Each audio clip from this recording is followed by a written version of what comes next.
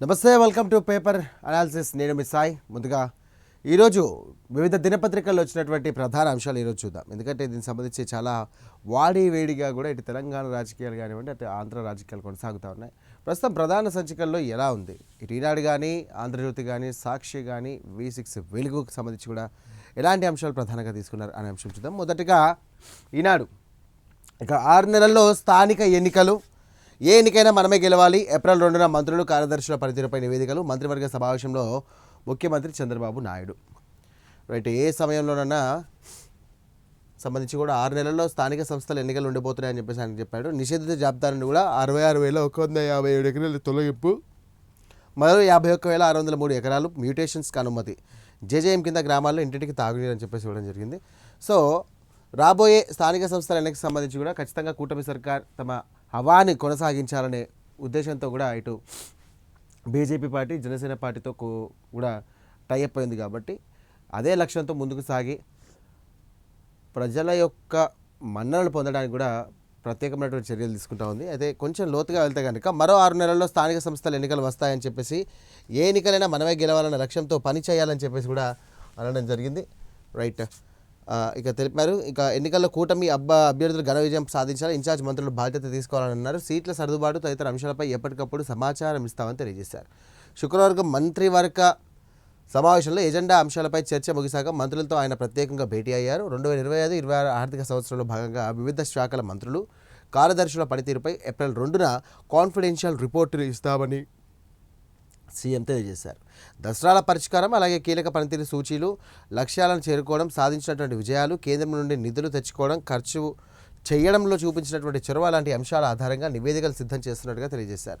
ఈ 2 నెలల్లో పరిస్థితులు అన్నీ కూడా ఒక దారికి తేయగలిగామని, ఇక అభివృద్ధి ఊపందుకోవాలంటే 2026-27 కీలక మైలురాయి అని చెప్పేసి చెప్పడం జరిగిందంట. చూడాలి మరి దీనికి సంబంధించి కూడా మంత్రులు ఏ స్థాయిలో పనిచేస్తారు. ఓకే, రాజు బాగున్నాడు కదంటే సరిపోదు, రాజు కింద ఉన్నటువంటి మంత్రులు కూడా సరిగ్గా పనిచేస్తేనే ఆ రాజ్యం సుభిక్షంగా ఉంటుంది.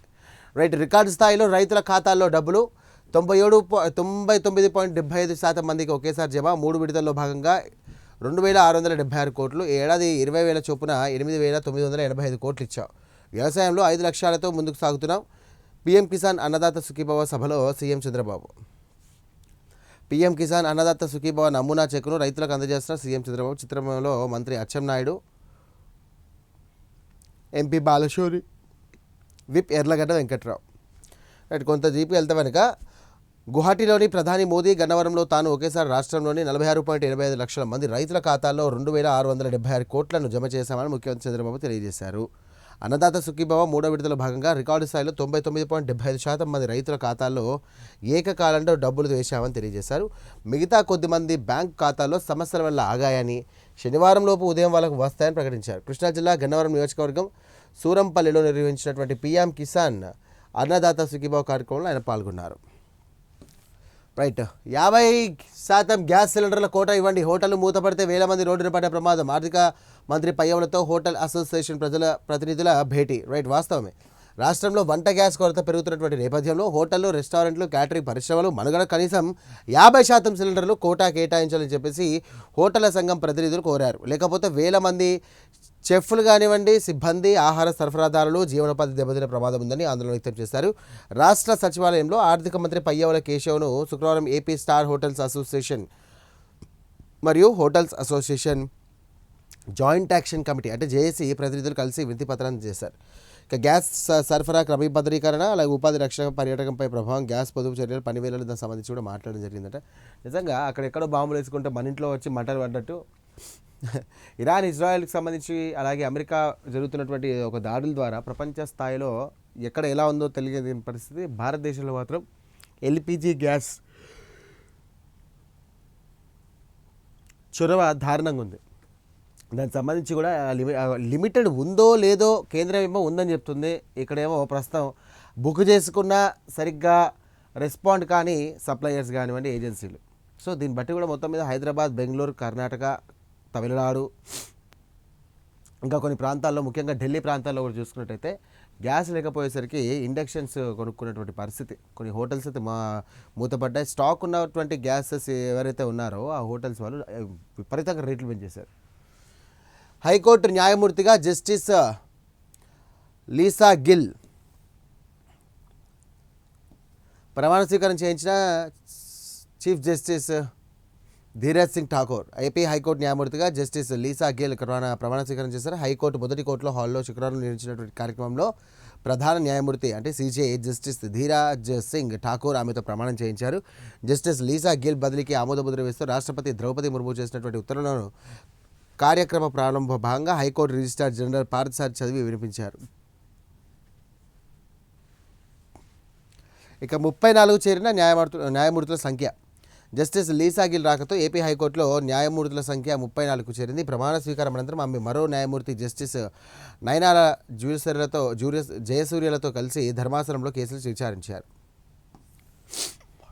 ఎక్సైజ్ శాఖ కృషితోనే నాటుసారా రహిత రాష్ట్రంగా ఉంటుంది. మంత్రి కొల్లు రవీంద్ర ప్రశంస. 150 మందికి ఎస్ఐలుగా నియామక పత్రాలు అందజేత.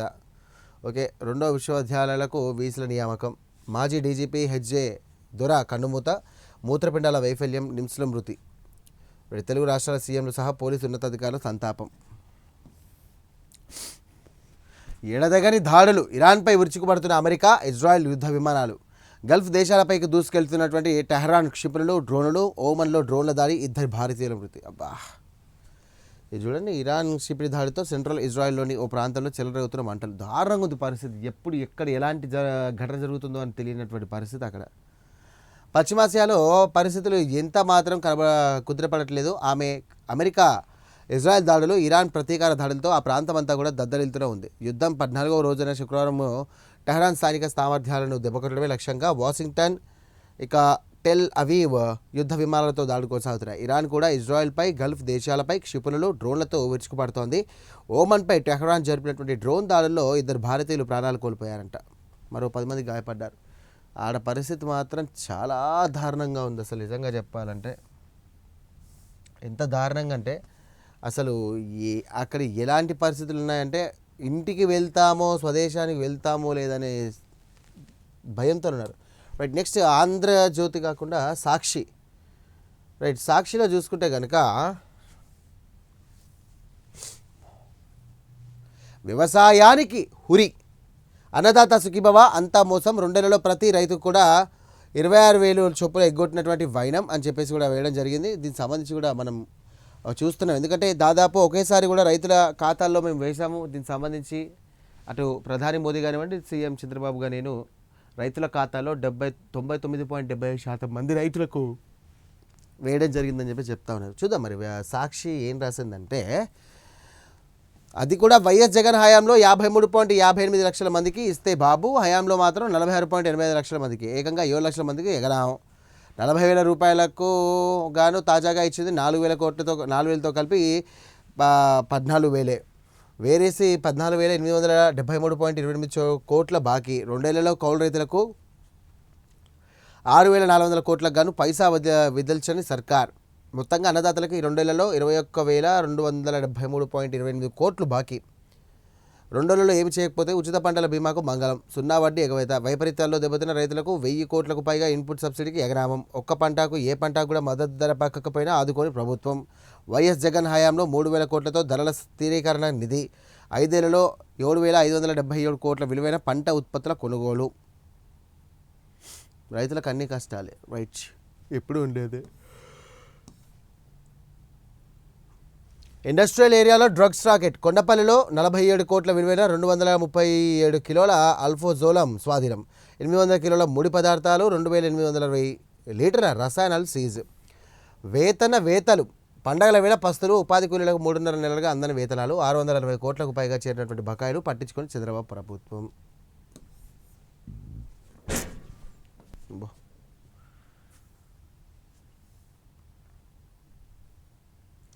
హైకోర్టు న్యాయమూర్తిగా జస్టిస్ లీసా గిల్ ప్రమాణం చేయించినటువంటి ప్రధాన న్యాయమూర్తి జస్టిస్ ధీరజ్ సింగ్ ఠాకూర్. జస్టిస్ ఠాకూర్ పదవి విరమణ తర్వాత సీజేగా జస్టిస్ గిల్. కుటుంబానికి బాబు కానక. హెరిటేజ్ సర్కార్ రాయితీలు, సబ్సిడీలు. Milk processing unit technology upgradations ఆమోదం. ఫుడ్ ప్రాసెసింగ్ పాలసీ కింద క్యాబినెట్ పచ్చజెండా. 200 కోట్ల పెట్టుబడికి 100 కోట్ల రియంబర్స్మెంట్. విద్యుత్ యూనిట్కు రూపాయి చొప్పున రాయితీ. 5 ఏళ్ల పాటు 100% ఎస్జీఎస్టీ రియంబర్స్మెంట్. ఉపాధి కేవలం 35 మందికి మాత్రమే. హెరిటేజ్ సంబంధించినటువంటి ఇష్యూ అయితే మాత్రం ఇటు వైఎస్ఆర్సీపీ నాయకులు పెద్ద ఎత్తున కూడా వారిని హైలైట్ చేస్తూ ఉన్నారు. ఈశాన్యంలో శాంతి విచికలు. ఒకప్పుడు బాంబుల మొత్తం దద్దరిల్లినటువంటి ఈశాన్య భారతంలో నేడు శాంతి పవనాలు వీస్తున్నాయని ప్రధాని మోదీ చెప్పారు. అప్పుడు వారికి ఉద్యోగాలు ఇవ్వరు. మహిళలకు ఋతుక్రమంలో సెలవులను తప్పనిసరి చేస్తే వారిని ఎవరు ఉద్యోగాల్లోకి తీసుకోరని సుప్రీం వ్యాఖ్యానించింది. ఇక మొజాయిక్ డిఫెన్స్ ఈ వ్యవస్థ సాయంతోనే ఇరాన్లో ఇజ్రాయెల్ అమెరికా దాడులకు ధీటుగా జవాబు చెబుతోంది. రైట్, ఇది సాక్షిలో ఉన్నటువంటి ప్రధాన అంశాలు. నెక్స్ట్ ఆంధ్రజ్యోతి. ఉద్దానం మరో అడుగు. కిడ్నీ మార్పిడికి ఆపరేషన్ సక్సెస్. పాలాస కిడ్నీ పరిశోధన కేంద్రంలో 5 గంటల పాటు శ్రమించినటువంటి వైద్య బృందం. దాత బాధితురాలు ఇద్దరు క్షేమం. కుమార్తెకు తన కిడ్నీని ఇచ్చినటువంటి తండ్రి. అభినందిస్తున్న MLA Gouthu Sirisha. Super. Tech బాటలో సాగుదాం. కృష్ణా జిల్లా గన్నవరం మండలం సూరంపల్లిలో జరిగినటువంటి అన్నదాత సుఖీభావ నిధుల పంపిణీ కార్యక్రమంలో మాట్లాడుతున్న చంద్రబాబు. లాభసాటి సాగుకు పంచసూత్రాలు. అగ్రిటెక్స్ విప్లవంలో మై ఫామ్ తొలి అడుగు. ఇండియన్ స్కూల్ ఆఫ్ అగ్రికల్చర్ ఏర్పాటు. వరి సాగంతో అనుకున్నంత ఆధారం లేదు. ప్రత్యామ్నాయ పంటలు సాగు చేయాలి. 47 లక్షల టన్నుల ధాన్యం సేకరణ 24 గంటల్లోనే రైతుల ఖాతాలో జమ. ఏలూరులో 500 ఎకరాల్లో కోకో సిటీ. కృష్ణా జిల్లా సూరంపల్లిలో చంద్రబాబు వెల్లడి. 46,85,838 మందికి అన్నదాత సాయం. వారి ఖాతాల్లో 2,675.97 కోట్లు జమ. రైట్. నిరుద్యోగులకు ఉగాది కానక 10,000 పోస్టులతో job calendar. 470 group 2, 101 group 1 post. 3,000కు పైగా టీచర్ పోస్టులతో డిఎస్సి. బతికే ఉన్నారా? నెతన్యాహు ముస్తాబాలపై సందేహాలు. ఇజ్రాయెల్ దాడిలో ముస్తాబా ఖమేనీ, అలాగే ఇరాన్ దాడిలో నెతన్యాహు చనిపోయినట్టుగా వార్తలు వైరల్. యుద్ధంలో మొదలైన నుండి ఇప్పటిదాకా భౌతికంగా ఎక్కడ కనిపించినటువంటి ఇద్దరు నేతలు. ఖమేనీ కోమాలో ఉన్నారంటూ దిసన్ కథనం. బతికే ఉన్నారు కానీ బాగా దెబ్బతిన్నారు ట్రంప్. ఖమేనీ తీవ్ర గాయాలతో గుర్తుపట్టలేని విధంగా మారారన్న అమెరికా రక్షణ మంత్రి పిట్ హెగ్సెత్. జూమ్లో మీడియాతో మాట్లాడిన నెతన్యాహు ఆ వీడియోలో ఎక్కడ కనిపించిన విలేకరులు. అది ఏఐ వీడియో అని పలువురి అనుమానం. ప్రెస్ కాన్ఫరెన్స్ సమయంలో మోగిన సైరన్లు పట్టించుకోనట్టుగా జవాబులు ఇచ్చినటువంటి నెతన్యాహు. ఏం జరుగుతుందో కూడా తెలియని పరిస్థితి. భారత్ ట్యాంకర్లకు ఇరాన్ పచ్చజెండా. ఆ దేశ విదేశాంగ మంత్రితో జైశంకర్ 4వసారి ఫోన్ సంభాషణ. అమెరికా యుద్ధనౌగా అబ్రహం లింకన్ పై దాడి. అమెరికన్ సంబంధించినటువంటి విమాన వాహక యుద్ధ నౌక దెబ్బతిందన్న revolutionary guards. Gulf of Oman నుండి అరేబియా సముద్రంలోకి వెళ్ళిందని ప్రకటన. ఇరాన్ నౌక దగ్గరికి వచ్చి కాల్పులు జరపడంతో వెళ్ళిపోయింది.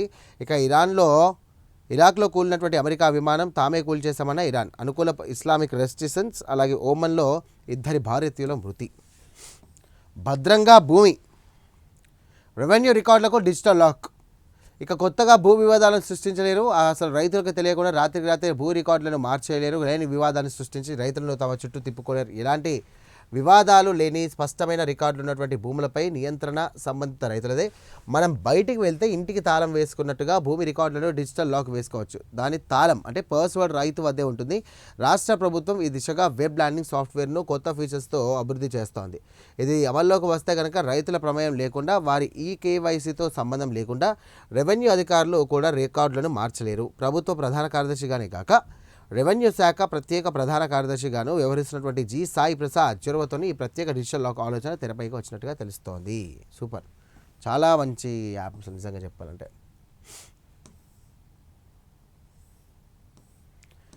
రైట్. 6 నెలల్లో స్థానికం ఎన్నికలకు సమాయత్తం అవ్వండి. కేబినెట్ భేటీలో సీఎం చంద్రబాబు. గ్రామాలకు సురక్షితంగా తాగునీరు. 9,335 కోట్లతో 7 మల్టీ విలేజ్ స్కీమ్ ప్రాజెక్టులు. ఇక 119 కోట్లతో నీరుగొండలో తెలుగు కల్చరల్ సెంటర్. గిరిజన రైతులకు 100% సబ్సిడీపై డ్రిప్ ఇరిగేషన్. మంత్రులకు చంద్రబాబు పిలుపు. ఎన్నిక ఏదైనా కూటమి గెలవాలి. క్షేత్రస్థాయిలో పర్యటనలు పెంచండి. సాంకేతికతను వాడుతూ జనంలోకి. అలాగే మే 15న సాగునీటి విడుదల జరగాలి. జగన్ హయాంలో నిర్లక్ష్యంకి గురైనటువంటి ఎత్తిపోతలను తిరిగి దాడిలో పెట్టాలి. 90 రోజుల పాటు జలధార భూగర్భ జలాల పెంపునకే చంద్రబాబు.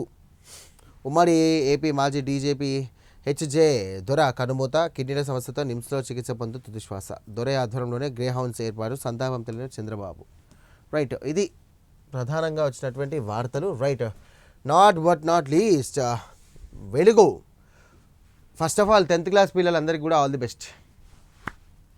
ఉదయం 9:30 నుండి 12:30 వరకు పరీక్షలు, 5 నిమిషాలు ఆలస్యమైతే అనుమతి. ఇక హాల్ టికెట్పై exam centre location QR code. ముగిసిన ఇంటర్ మెయిన్ ఎగ్జామ్స్, ఈ ఏడాది తక్కిన మాల్ ప్రాక్టీస్ కేసులు. నేటి నుండి 10th ఎగ్జామ్స్ హాజరుకానున్న 5.28 లక్షల మంది స్టూడెంట్స్. రాష్ట్రంలో గ్యాస్ కొరత లేదు. రైట్, చూడాలి ఫస్ట్ ఏం చెప్తా ఉన్నాడు.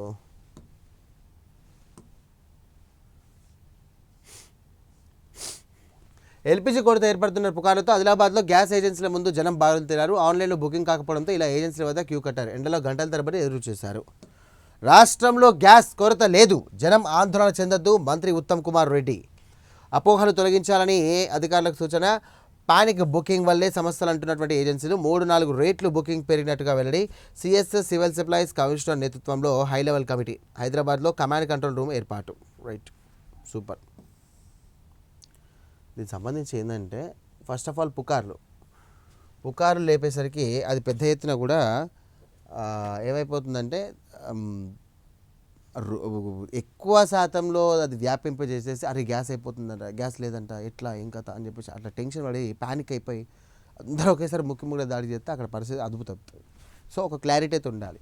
గృహ అవసరాలకు వచ్చేటువంటి గ్యాస్ వేరు, కమర్షియల్ గ్యాసెస్ వేరు. ఈ కమర్షియల్ గ్యాసెస్ వాళ్ళకి ఎట్లాంటి క్లారిటీ ఇస్తున్నారు, గృహ అవసరాలకు వాడుతున్నటువంటి వారికి ఎట్లాంటి క్లారిటీ ఇస్తున్నారు, క్లారిటీ ఉండాలి. మూసీ పునర్జీవం రాష్ట్రానికి గ్రోత్ ఇంజన్. భవిష్యత్తు తరాల కోసమే ఈ ప్రక్షాళన. సీఎం రేవంత్ రెడ్డి విషతుల్యంగా మారిన నదిని పర్యావరణ రహితంగా మారుద్దాం. పునర్జీవం సంబంధించినటువంటి ఫోటోలను పరిశీలిస్తున్న సీఎం రేవంత్ రెడ్డి. ఉంటే కనుక ఇట్లుంటుంది, ఇట్లా చేద్దాం అనుకుంటున్నారు వాళ్ళు.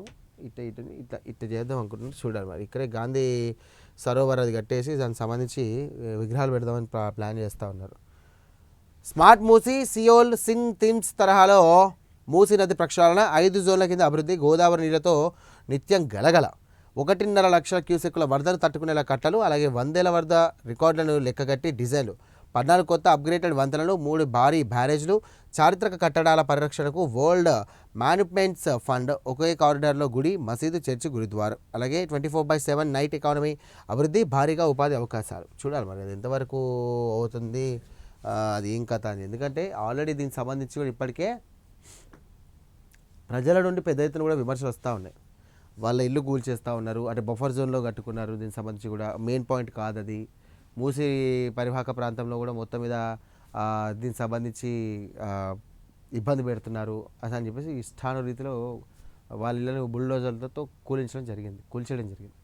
సో మొత్తం మీద 100%లో దాదాపు 60 to 70% అది వ్యతిరేకత ఉంది. కానీ చూడాలి ప్రభుత్వం దీన్ని ఏ విధంగా స్టాండ్ తీసుకొని ముందుకు తీసుకెళ్తుందో. రైట్, ఇరాన్ అధ్యక్షుడికి మోదీ ఫోన్. పశ్చిమాసియాలో పరిస్థితులపై ఆందోళన. చర్చల ద్వారా సమస్య పరిష్కరించుకోవాలని సూచన. ఇరాన్పై మరో విడత భీకర దాడులు. వచ్చే వారం మరింత బలంగా కొడతాం. ట్రంప్. ముజ్దాబా గాయపడ్డారు కానీ ప్రాణాలతోనే ఉన్నారని కామెంట్. టెహ్రాన్లో మిసైల్ దాడిలో కూలిపోయినటువంటి భవనం వద్ద సహాయక చర్యలు.